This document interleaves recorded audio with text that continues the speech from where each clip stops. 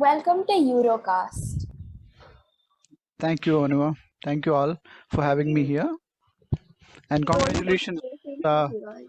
this podcast initiative. So the only destination for heroes to reveal their patronus.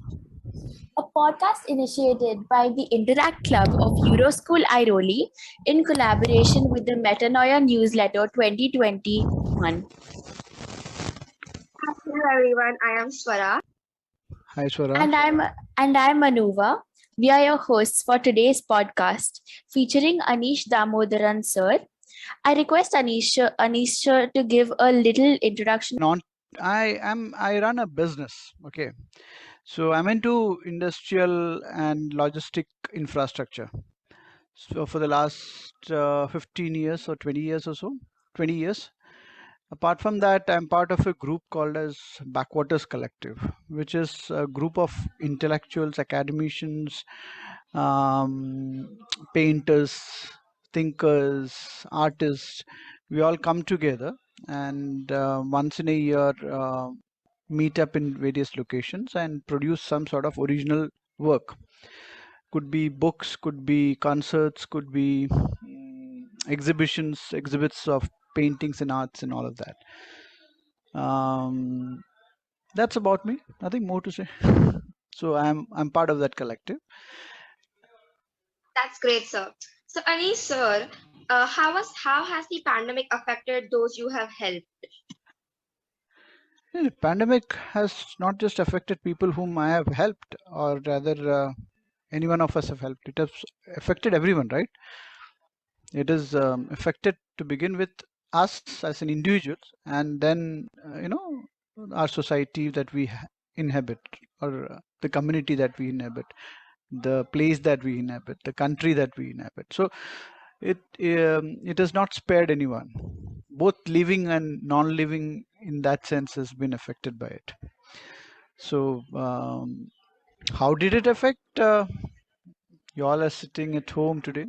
We are all challenged by our physical spaces have been actually totally taken away from us to begin with, right? We were the that we thought we took as granted. It's no longer is not available. The common space, place to meet your friends, place to be together, all that is gone. We have this has totally robbed us of our physical proximity to begin with. The common infrastructure that we are habiting, that is taken away from us. And of course, the medical maladies are and the economic fallouts are huge, but at the primal level, it has done this damage to the society that we have all, in a way, receded into our own cocoons, and it has stopped our uh, intellectual growth. It has stymied our creative growth. Artists, they've been. I mean, just look at artist community. They no longer have the space to perform. Their their practice has been totally taken out of them. Look at doctors. Going to work is like going to a war for them. Every day they were putting their lives at the risk. Think of their families. They were getting back to their families, well knowing that they could probably be carrying this infection and then spreading it to their families and near ones. So yeah, it has affected all of us in many ways, in different ways, and collectively we were all part of it, right? We are still part of it. We are struggling with it. So it is not just that how it has affected the people that we are helping with. Help and other things happened after a while, right? Initially, it began with how we respond to what is our primal response to it. It began with that. So yeah, is that good enough? Yes, sir. Your words are very true and they do hit deep in such a time. So I wanted to ask that, since you spoke about, responding and, adapting to the situation. So, everyone after that, after the initial response, has taken some initiative to help people, whether it be, any people who are below the poverty line, or, in general, anyone in this case, because Yeah. everyone is struggling at some level. So, what initiatives have you taken personally to, help people, irrespective of their status and their status right now?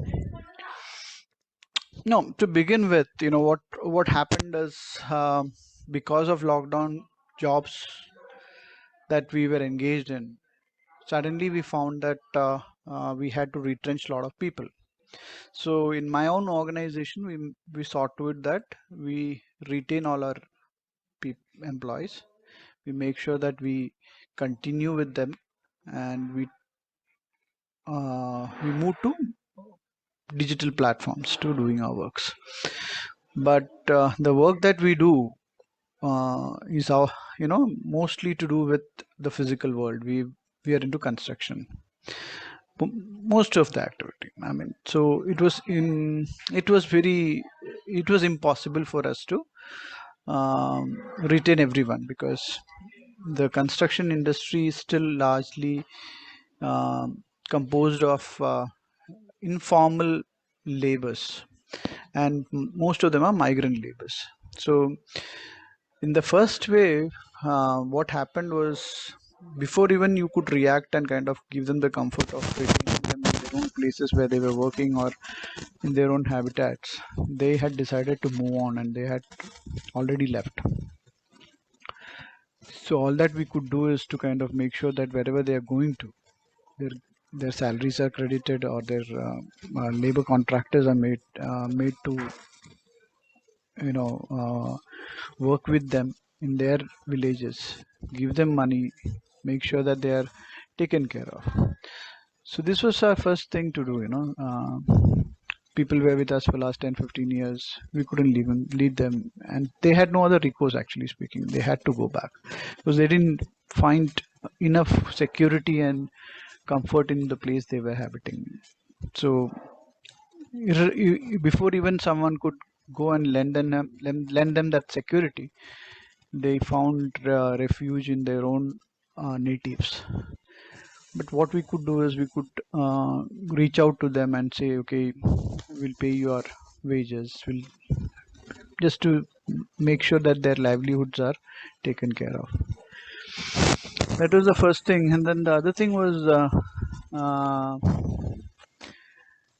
along with few other organizations in Bombay and other regions, what we found was, many of our informal labor pool, or let's say workforce, they find their livelihood means are limited to few days. They are left with only few days of food rations and other things. They don't have enough money. They don't have back balances or anything where they can reach back and draw upon and sustain themselves.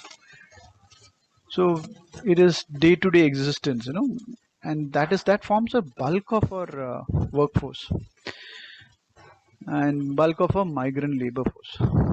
So these people, like for example, we set up a community kitchen where we fed almost close to 50,000 meals overall. So this included all the 3 meals a day and in multiple locations. Of course, it was done in partnerships and associations. Restaurant as a club. What have you done to help them as No, a club, as yeah, a group of people? as club, again, what we did was, we found areas and pockets where people, um, where again we distributed ration kits, as opposed to the other initiative where we were running community kitchens. Here we went along, and in certain pockets we gave uh, ration kits. Some places primary medicines, like for example, the old population of our us, they have all sort of generic ailments, but because of lack of employment, they couldn't support them with these medicines. And they were off the support. So we figured out a means and ways to kind of support them with some sort of medical packets where some of these medicines could be given to them. They are generic in nature, because in specific we couldn't do it because of the constraints. You never know what medicine one is taking, so you had so generic medicines were made available to them. Water was an issue to begin with, so we distributed water in some places. All of that, these were the primal response as far as club was concerned. Club also initiated a lot of fundraising, and funds were routed through NGOs and other organizations who were doing these works. Like we worked with the COVID care centers, which are active still. There we have delivered some infrastructural gaps, whatever we could give. Let's say, for example, water water coolers. So all sort of secondary help or gaps which we could see that in some places BMC is not able to do.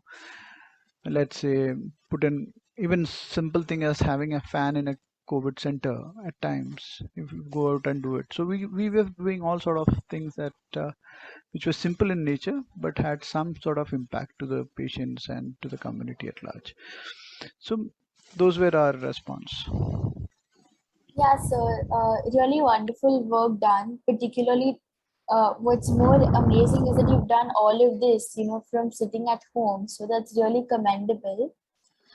As you had mentioned earlier that, you had to shift all of your work online, which obviously was difficult, not just for you, but, for all of us.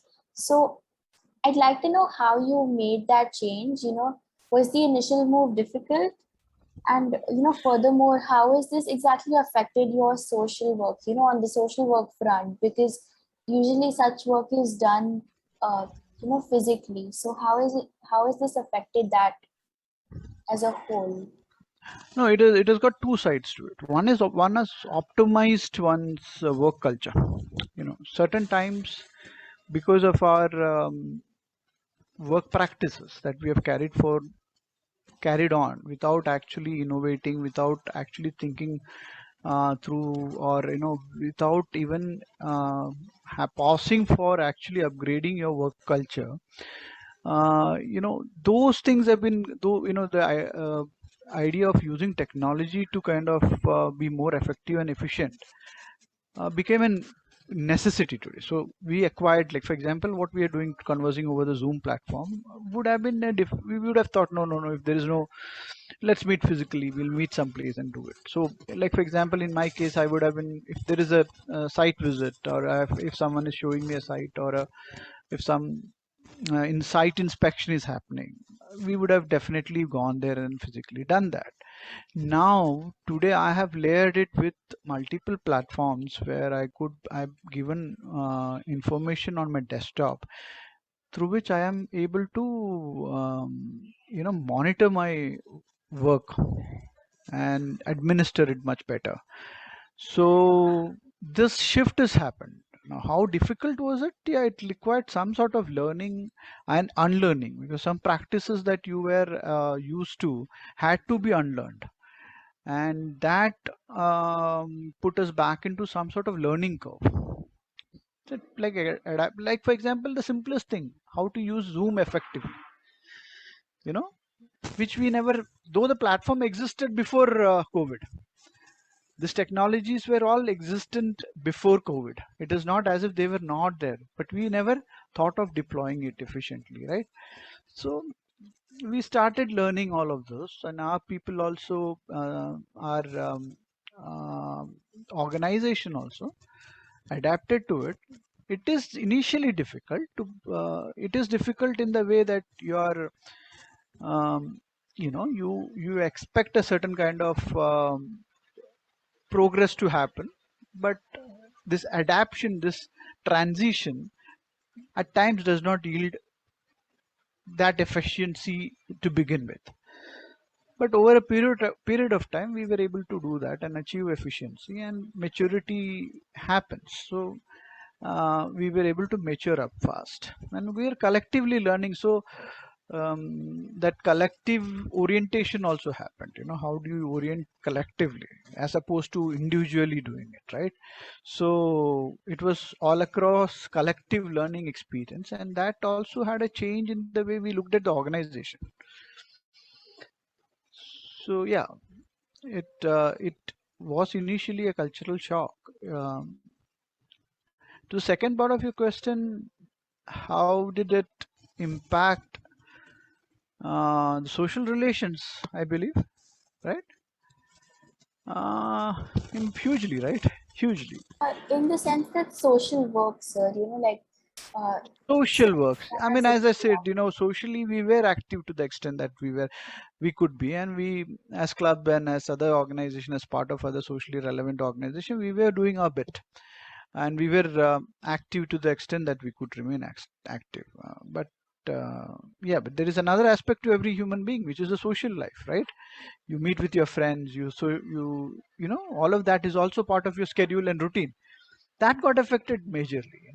So you grow distant. It was initially difficult to even to stay in touch and connect.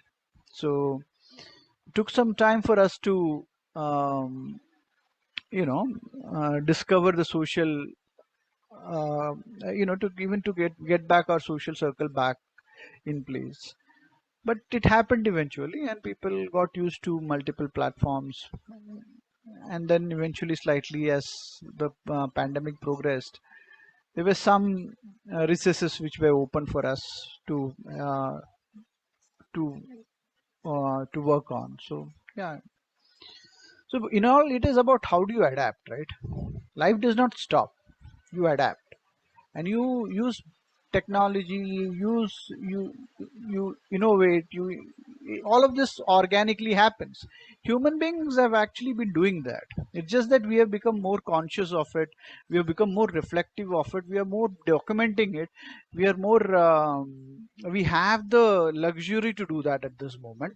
But like say 100 years back, all of this were happening while they were working. Pandemics have happened in the past as well. So it's not that they didn't have to adapt, or they didn't adapt, or all of they did adapt. They also fought it. They came out of it at that point in time in the history. So nothing new. It's just that it happened in our times, and it has wizened us up. It has made us more proactive to alternatives, to think of alternatives, that what we thought of and took it as granted. So we could realize one thing: there is nothing called as permanent. Nothing in the world can be conclusively stated as permanent. The only permanence is the impermanence of it. Even the fleeting moment that we are speaking, we know that in the next few minutes time we have to get over it, right? Our interview is going to schedule to be over. But we, at times in our life, we take everything as granted, and we think that it is going to go in a certain line, in a certain fashion, will grow into so that realization happened in the smallest of the things. Otherwise, we thought of it philosophically, we thought of it in many other ways. But this happened in a smallest of the activities. So we can now safely say that, okay, come on, the like, I mean, one of the thing is how relations between interrelations shaped up, because your certain houses, privileged houses, you had house staff and others and all coming and working for you. Suddenly you wouldn't have them, so you had to do the shows yourself, and then you realize, okay, come on, I didn't have the skill sets. So you probably picked it up, or you shared your work, or you worked with your family members. New aspects came out. You actually started working with on things that you had never thought you'll be doing, or which you took for granted. You took for granted many things in life. So small things, I would say. Bigger things we were always working towards. We all know that, like for example, while you guys are approaching your exam, you don't approach with to the exam with a stated goal, right? That I'm going to get 100%. Okay, no, I might get less, so I need to keep improving, and I need to keep working towards it, right? So you're well aware of that, that we need to keep working towards it. I need to simulate it, practice it, and then approach it. So we keep working for stated goals, but we don't do that for our rudimentary activities in life, right? So those skill sets, the life skills that we thought we need not have, became important. We became, as assumed that central role in our lives. So those are very interesting things, very primal things, but very interesting things that we as humans clung to, or rather reacquired. Hopefully we have, So because of this, we will all become more compassionate as human beings also. We would also now start understanding the pains that, sometimes you look at a certain kind of activity and say, come on, yeah, you could do it better. Why don't you do it in a smaller, we'll see, look at your house help and say, come on, you should be doing better, or you're, why are you late? Why are you, uh, all of that. You started looking at their life, their skills with more compassion now, right? So that shift has happened. That shift probably would have happened otherwise. At the experiential level, you wouldn't have had. You would have had some sort of course, you would be compassionate towards them, but this is something that know what you've experienced. You've actually done all that thing. So this is from the privileged position, but from generic position also, a lot of things have shifted, right? So from their perspective also, they have realized, people who are working on a daily basis have also now realized the importance of actually having a more secured lifestyle, or how do I secure myself to have a chance to fight out. So people have started looking at saving money, this, having more, becoming more literate towards how do I become financially independent, plan for these things. So I've come across many of the blue collar job people who coming across and saying, this is actually taught us that in future this is going to be part of it. So you might as well prepare yourself, prep for life. So it has happened. So people have actually now gone back to the learnings. yes, sir. At last, it was the matter of choice. The transition was very difficult for everyone, and these platforms has given it a different perspective all over. So, how has the pandemic affected everyone economically in your perspective? Like, has it led to reflection on economic needs and wants? Certainly, right? Certainly, people have actually, their consumption pattern has totally shifted. If you look at it, mm, you have these e-com companies like Amazon, the Flipkarts, and so on and so forth. You have your consumption has shifted from the from the analog space, or from the real space to these digital space. So that is one. And while you're consuming, that is while you're buying, as a consumer, your primary focus is not to buy, um, uh, you know, to primarily meet your necessity, right? Not to kind of invest in something that you actually want, or what you desire, right?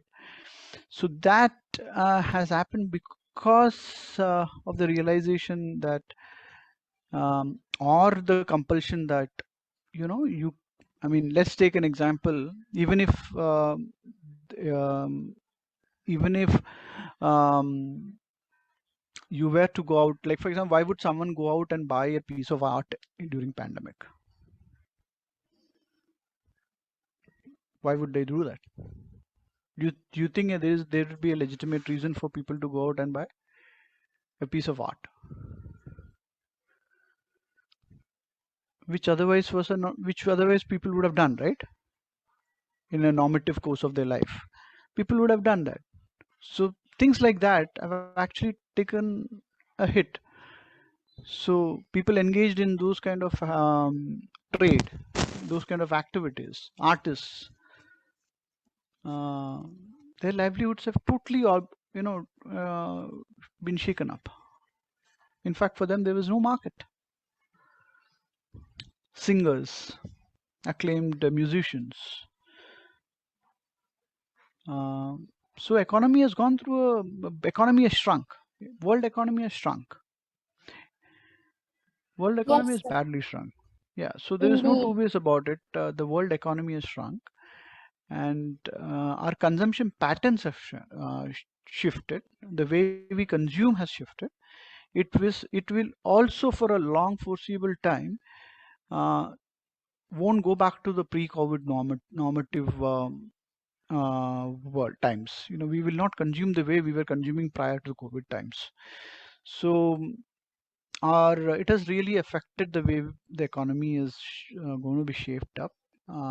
People are looking at a slow pace of recovery, and we will see new forms of economy also emerging in.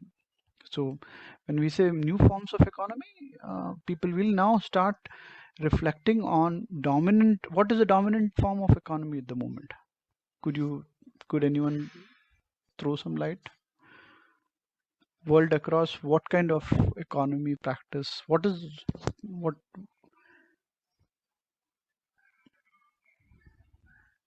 we are in a capitalist world, right? So do you think everything is ideal in that world? Certainly No, not. certainly not. So I believe, and many economists believe, that collectively we will try to change what is not working for us, which also means that which means the question of equity would be the primal focus of any new emerging form of economy. Because today and for the last 2000 years, I would say, not just in this era, but in the last 2000 or so many years back, I mean, only 1% or 2% of the world owns the 98% of the world resources. Only 2%. It varied between 2 and 1%. Okay, so that's a shift. So today it could be 1.5% of the world owning the rest of the world's resources. So this inequity that we see and which we operate and thrive in will also be critiqued, and will also be questioned, and will also be will also find it tough to sustain. We'll find it very tough to sustain this. Yeah, so that does indeed put it into economic perspective, and you have quite, nicely, just briefly shown how it has changed everything, and stuff as we know it, which is quite true. Uh, because you spoke of equities, and also, to a certain extent, you could say paychecks and, the payment, the form of payments. So I would like to ask you that, how is the financial crisis, like as in the pandemic, affected paycheck disparity between genders? Because, as we know that gender disparity has always been a big problem, and that has reflected in paychecks. So how has the pandemic affected that? Has the gap reduced or has it increased? Basically, I wouldn't say if gender inequality is affected. I mean, we know there is a huge gender inequality as far as paycheck is concerned. Now, to precisely locate it within the realm of pandemic, I would say it is only actuated. It is only made it worse. I'm not purview to. I don't have data, but my sense is a lot of women have lost their jobs vis-a-vis men, because it is actually, due to their socio-economic realities, it was difficult for a lot of jobs to be retained. And in that circumstances, mostly in the informal sector, a lot of these wage earners have actually lost their jobs. It is actually added to the woes. In fact, it is negatively impacted. The gender, so the gap is still widened. So I wouldn't say it has widened per se in terms of paycheck disparity, but many people have lost their job. Forget the paycheck disparity. That has been there. That has been the case. But many women would have lost more jobs than the men. So their ability to earn a livelihood has been seriously compromised during the pandemic times, and that is the real concern. But anyways, as the interview has ended, that was a very marvelous conversation. Thank you so much for accepting our invitation for our podcast. That was very inspiring and covers so much. I'm sure our listeners have a great idea about this topic now. We hope you had fun listening and stay tuned until next time, only on Europe.